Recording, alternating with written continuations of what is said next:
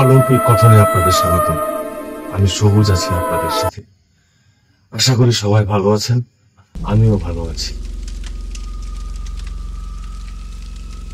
আমাদের অলৌকিক কথনের বিগত পর্বগুলো আপনাদের কেমন লেগেছে? আপনারা অনেকেই ফিডব্যাক দিয়েছেন, কমেন্টস করেছেন। আর যারা এখনো আমার অলৌকিক কথন পেজটি বা চ্যানেলটি সাবস্ক্রাইব করেননি, অবশ্যই সাবস্ক্রাইব করে রাখবেন। আমি আপনাদের মাঝে অলৌকিক বিষয়গুলো, সত্যি ঘটনাগুলো তুলে ধরার চেষ্টা করবো সবসময়, এবং সত্যি ঘটনাগুলো তুলে ধরার চেষ্টা করেছি অলরেডি। আজকে আমি আপনাদের সামনে দুটি ঘটনা এবং সত্যি ঘটনা, যেগুলো দুজনের সাথে বা কত তার চেয়ে বেশি মানুষের সাথে ঘটেছে, সেরকম দুটি ঘটনা, সত্যি ঘটনা আপনাদের সামনে উপস্থাপন। আশা করি ঘটনাগুলো শুনে আপনাদের ভালো লাগবে, ভয় লাগবে। ঘটনাগুলো আপনাদের ভয়ের কারণ হতে পারে। ঘটনাগুলো আমাদের গ্রামে, এবং যাদের সাথে ঘটনাগুলো ঘটেছে তারা এখন জীবিত এবং ভালো আছে। আর তাদেরকে আমি অনুরোধ করেছিলাম যে ক্যামেরার সামনে আসার জন্য, তাদের নিজের মুখে তাদের সামনে উপস্থাপনের জন্য। তারা আসলে ক্যামেরার সামনে অভ্যস্ত না দিলে তারা বলতে রাজি। তাহলে আমি শুরু করি আজকের ঘটনা। প্রথমে আমি যে ঘটনাটা বলবো সেই ঘটনাটি হচ্ছে আমাদের গ্রামেরই সেলিম নামের আমাদের সিনিয়র এক ভাইয়ের সাথে ঘটেছে।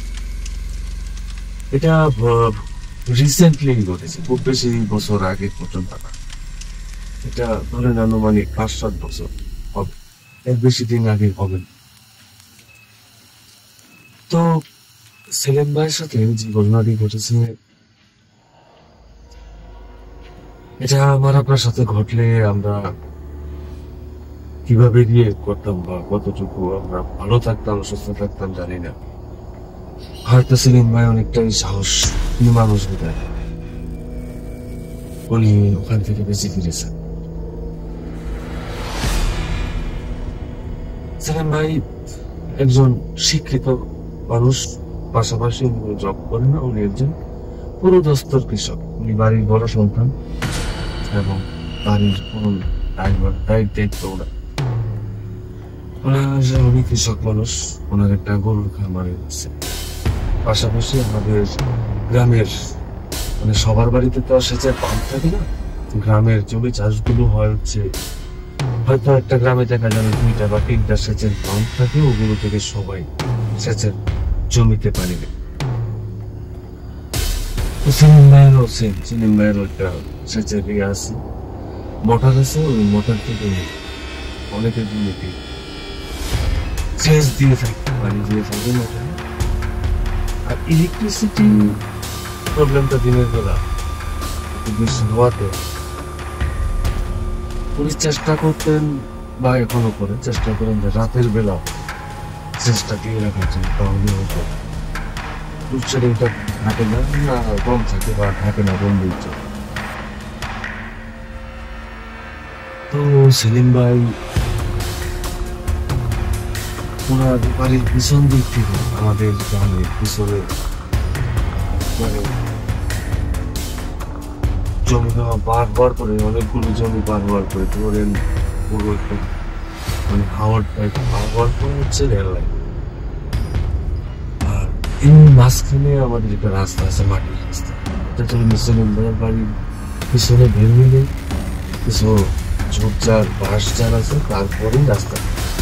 আমাদের প্রাইমারি স্কুল ওই দিক দিয়ে রাস্তাটা মাটির রাস্তা, একবারে রেল লাইনের কাছাকাছি, খাল পার হয়ে ওখানে রেল লাইনের কাছাকাছি।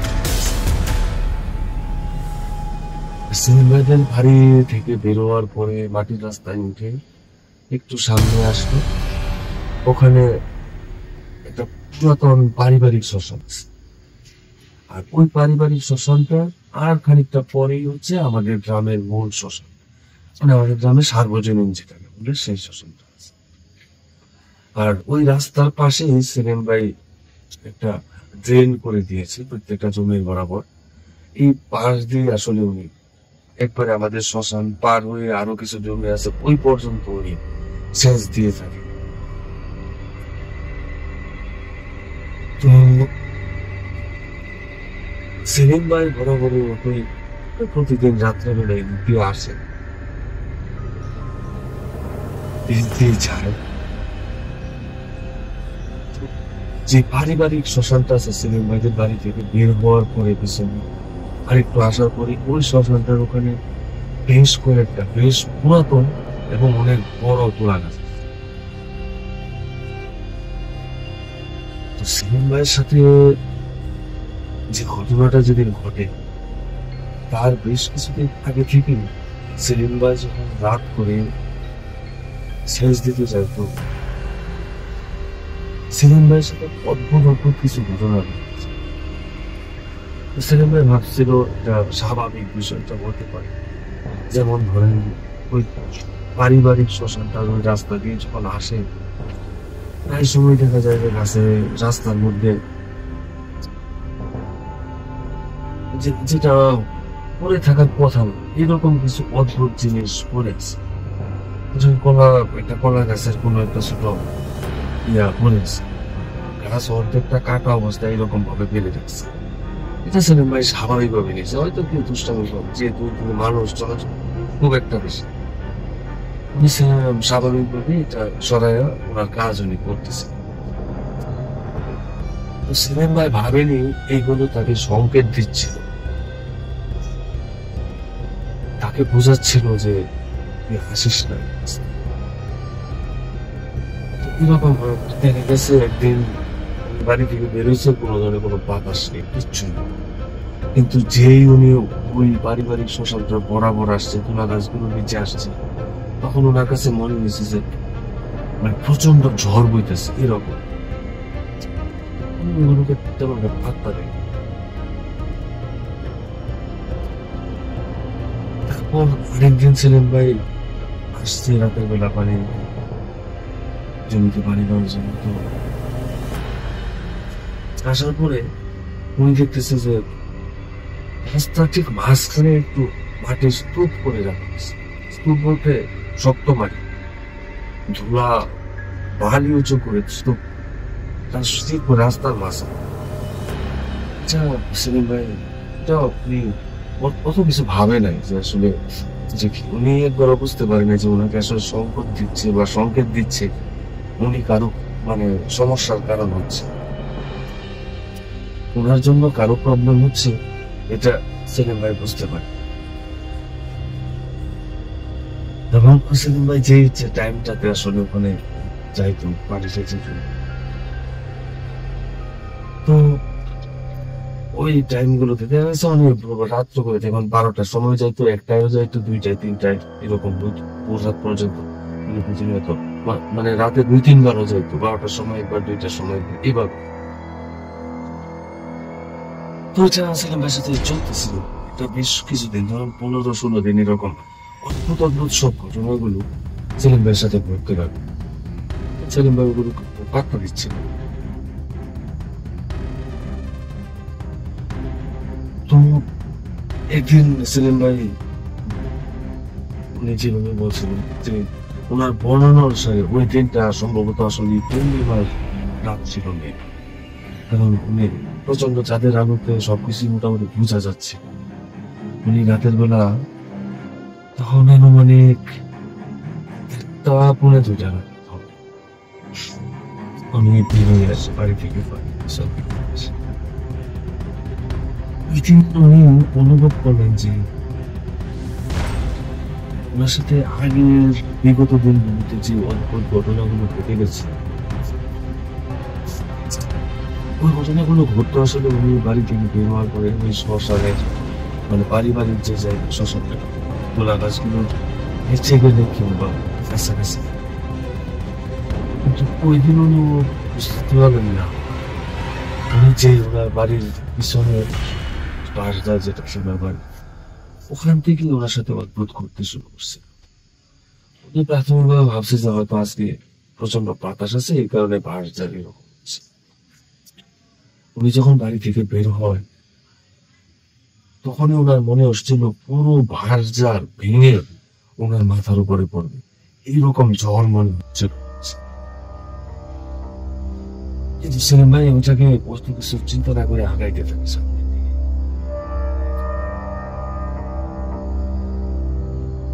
তো উনি যখন একটু সামনে আগালেন, ঠিক তো ওই শ্মশানটা থেকে একটু আগে আসলো একটা প্রচন্ড গরম বাতাস ওনাকে শরীরে এসে থাকতাম।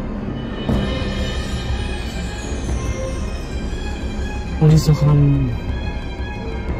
কিছু বুঝে উঠতে পারে, ওই বাতাসটা ওনার শরীরে মনে হচ্ছিল যে কোনো একটা কিছু গরম কোনো কিছু ওনার শরীরে এসে ধাক্কা লাগছে।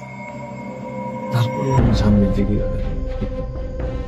উনি যেই প্রথম তোলা গাছটার নিচে এসে দাঁড়ালেন,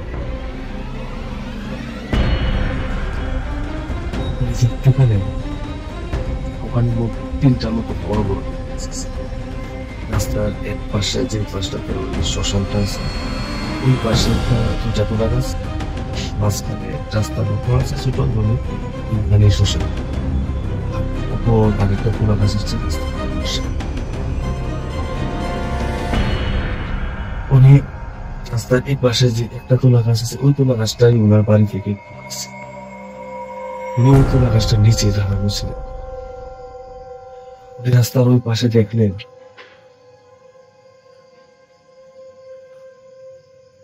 ওই দুইটা তোলা গাছের মাঝখানে শ্মশানটা যেখানে আছে,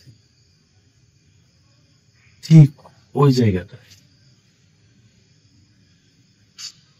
একবারে একটা মানে এলইডি লাইট জ্বলে থাকবে, যেরকম সাদা লাইটটার কাছাকাছি যেরকম সাদা আলো জ্বলে থাকবে, ওই রকম একটা আলোর মতো চলচল করতেছে একজন সন্ন্যাসী টাইপ মানুষ, এবং তার সম্পূর্ণ পোশাক সাদা। মনে হচ্ছিল যে উনি একটা ধুতি পরে আছেন, আরেকটা ধুতি গায়ে জড়িয়ে আছেন, ধবধবে সাদা ধুতি। তার চুলগুলো একবারে সাদা ধবধবে, তার দাড়ি, লম্বা দাড়ি, সবকিছুই ধবধবে। সেলিম ভাই প্রচন্ড ভয় পেয়ে গেলেন ওনাকে। উনি তখন চিন্তা করতেছিলেন ওখান থেকে দৌড় দিতে, এবং উনি দেখলেন যে ওই সন্ন্যাসীর পুরো মুখমণ্ডল একবারে ধবধবে সাদা, তার চোখ দুটো যেন দুইটা আগুনের গোলা, যেন দুইটা আগুন ওখান থেকে ফুটতেছে, এরকম মনে হচ্ছে। সেলিম ভাই মানে প্রচন্ড ভয় পেয়েছে এবং ওনার পুরো শরীর জমে গেছে। উনি ভাবতেছে ওখান থেকে উনি জোরে চিৎকার দিয়ে দৌড় দিবে, কিন্তু উনি অনুভব করতেছেন যে ওনার গলা দিয়ে কোনো কথা বলছে। উনি কোনো চিৎকার করতে পারতেছেন না, উনি চেষ্টা করে পারতেছেন। ওনার পা দুটো মনে হচ্ছে যে বরফে জমে গেছে, ওখান থেকে উনি ধরতে পারতেছেন। ঠিক তখনই ওই সন্ন্যাসীর ওই সাদা অবয়বটা থেকে একটা কথা ভেসে আসলো, তোরে অনেকভাবে আমি বুঝিয়েছি, তোকে আমি অনেকভাবে বুঝিয়েছি যে আমার এখানে সময় কাটানো, ধ্যান করার সময়টাতে রাতের বেলা তুই আসিস, কিন্তু তুই আমার কোনো কথা বুঝতে চেষ্টা করতেছিস। তাই আজকে বাধ্য হলাম, এবং সেলিম ভাইকে উনি রাত্র 1:15 থেকে 2:30 পর্যন্ত একটা টাইম বেরিয়ে দিয়েছে যে তুই তোর কাছে আসিস, এই টাইমের মধ্যে যেন তোকে তুই রাস্তায় যদি থাকে তোর জন্য খুব ভয়াবহ কিছু বলবি, যেদিন এই টাইমে তুই আবার আসবি তোর জন্য কোনো ভয়াবহ কিছু। সেলিম ভাই ওখান থেকে যে ঘুরতে যাবে সময় পর ঘরের আগে সেলিম ভাই ওনার কাছে ভাব ছিল যে উনি আর এভাবে আসবে। তখন বাসায় যেতে অনেক কিছু জানা গেছে।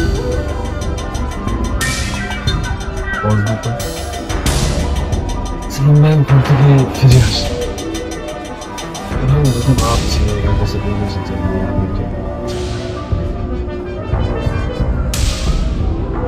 ফিরে আসার পর সেলিম ভাই প্রায় 2-3 দিন মোটামুটি অসুস্থ ছিল বা ওনার সাথে কোনো কিছু খারাপ যা ওনার জ্বর আসে বা কোনো কিছু কিচ্ছু আসে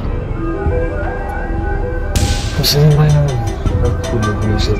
আমি জমিতে সে ইভেন এখনো পর্যন্ত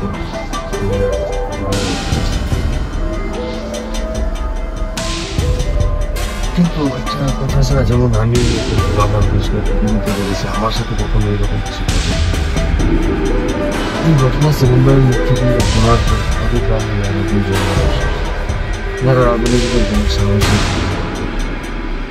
তাদের সাথে ওই রকম জীবনে কিছু করেনি ওনারা ওই মানে আমাদের গ্রামের যে শ্মশান আর পারিবারিক শ্মশান দুইটা কাছাকাছি তারা 2 জন বেশ কয়েকদিন ওখানে মানে রাতের বেলা ওখানে সময় কাটিয়েছে এসেছে ওনাকে দেখতে পায় কিনা কিন্তু ওনাদের সাথে কোনো কিছু ঘটেনি বা ওই সন্ন্যাসী বা এইরকম ওমের কিছু তাদের সামনে পড়ে কিন্তু সেলিম ভাই এটা মানে হারে উপলব্ধি করে এসেছে কি হতে পারে। যাই হোক আমার প্রথম গল্পটা এরকমই ছিল সেলিম ভাইয়ের মুখ থেকে শুনে এবং এটা বাস্তবিক এবং আমি ছোটবেলা থেকে আমার দাদা বলেন জ্যাঠা বলেন বাবা বলেন আমাদের গ্রামের আশেপাশে প্রচুর জঙ্গল ছিল এখন অনেকটা কমে গেছিল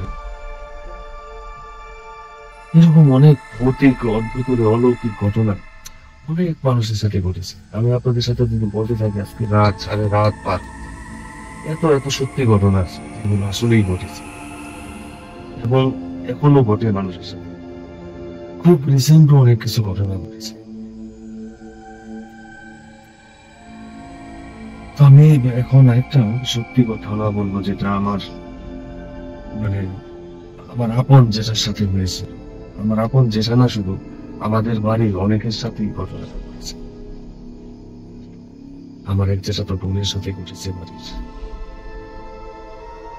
আমার জেঠার সাথে ঘটেছে একই সেম কাজটাই হয়েছে তখন আমি বেশ ছোট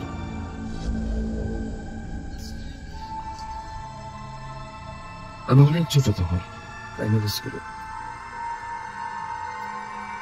আমার এক জেঠাতো ভাই সে তখন ক্লাস 8 কি 9 এরকম তার নাম ছিল কৃষ্ণধন প্রামাণিক সে তার মায়ের সাথে অভিমান করে একদিন বিষ পান করে আত্মহত্যা করে আমার ভাইয়ের আত্মহত্যা হওয়ার তার লাশ পুলিশ নিয়ে যায় পোস্টমর্টম হয় তারপর তাকে শ্মশানে কাষ্ট করা হয় যেটাকে সৎকার করা হয় তারপর তার যে আমাদের যে হিন্দু শাস্ত্রতে যে শ্রাদ্ধ করা হয় ওই শ্রাদ্ধের পরদিন থেকে বিশেষ করে আমাদের বাড়িটাতে আমাদের যে বংশ আছে প্রামাণিক বাড়ি এই বাড়িটার আমরা যে এখানে প্রায় 15-20টা ফ্যামিলি আছে বলতে পারেন এক উঠান এবং আমি যখন প্রাইমারি স্কুলে পড়তাম তখন এখন যে অবস্থা তার সাথে অনেক ইতিহাস ছিল ঘরগুলো টিনের বা সনের এই টাইপের ছিল উঠান অনেক বড় ছিল তো আমাদের বাড়ির অনেকের সাথেই কিছু অলৌকিক কিছু ঘটতে শুরু করে একদিন আমার যেটা করবো অনেক আগে বিয়ে হয়ে গেছে আমাদের তো অনেক বিয়ে হয়েছে অনেক দিন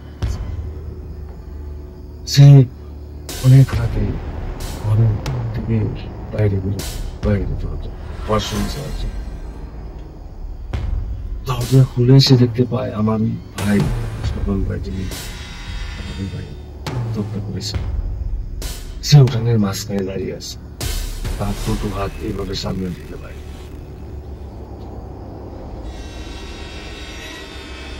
এটা দেখে আমার বোন সাথে সাথে দরজা বন্ধ করে দিয়ে ভিতরে বসে সে পরদিন সকাল সবাই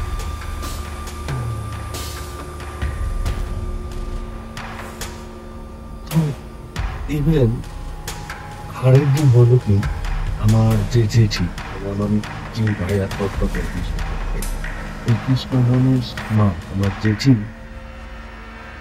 রাতের বেলা শুনতে পায় বাড়ির পিছন থেকে বাঁশ জাতীয় উপর থেকে এই অর্জনটা আছে এবং যেটি স্পষ্ট শুনতে পাই এটা কৃষ্ণগণ হয়ে দিল।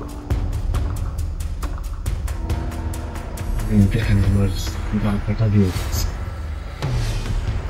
কৃষ্ণগণ ভাই এই গলার স্পর্শ শুনে আমার জেঠি কোথা থেকে বেরিয়ে আসে বাইরে এসে আর কিছু কারণ আমার চিঠি চালিয়ে যেটা আমার নিজের বেরিয়ে আসে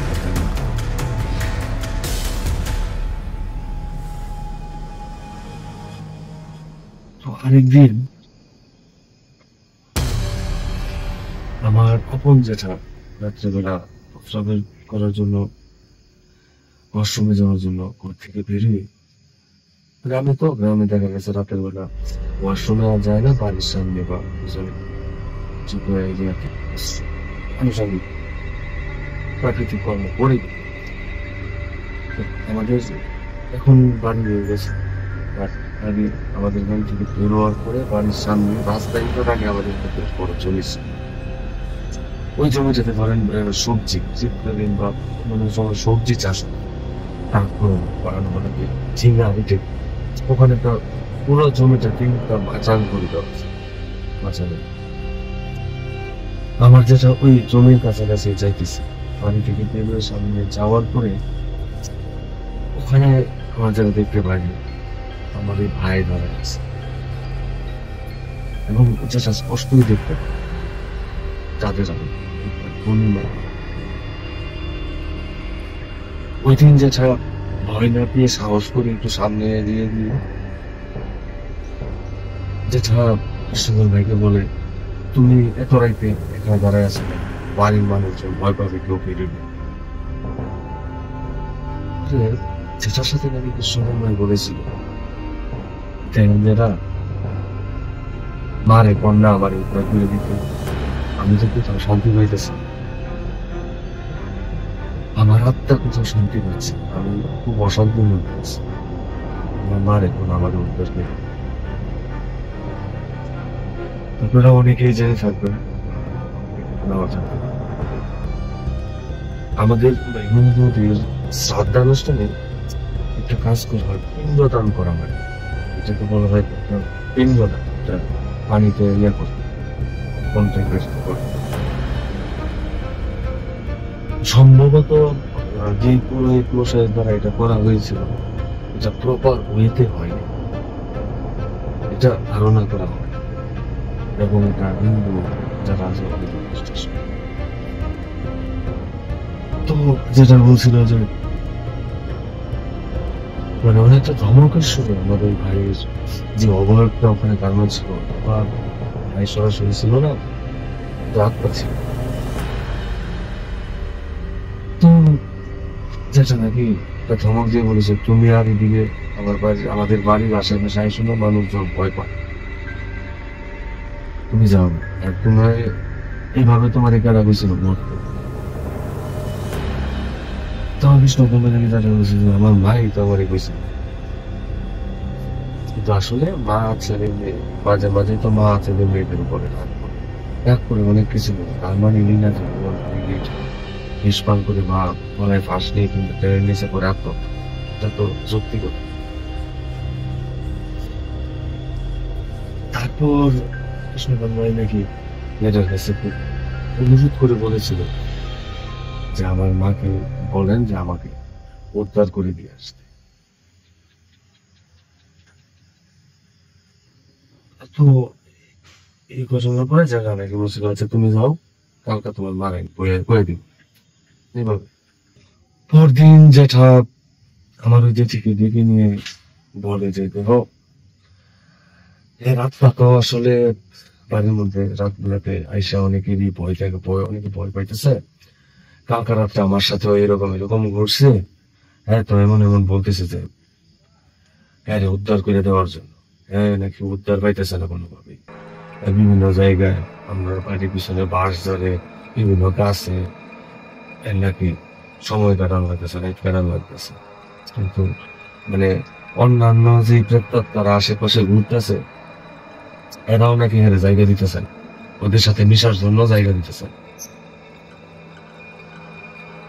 পরে যেগুলো বলার পরে ওই 7টার মধ্যেই যেটি আসলে চন্দ্রনাথ যায় এবং ওখানে গিয়ে এখন যেটা আমাদের চন্দ্রনাথ মন্দির, ওখানে গিয়ে তার আত্মার উদ্দেশ্যে পিণ্ডদান করে আসে। ওখান থেকে পিণ্ডদান যেদিন করে ফিরে আসে, তারপর থেকে আর কেউ মানে আমাদের বাড়ির কেউ আজ অবধি আমার ওই ভাইকে কখনো ভাবে দেখে। তবে মনে রাখা ভালো, আমার এই ভাইটা আসলে খুব ভালো মানুষ, খুব ভালো ছিল।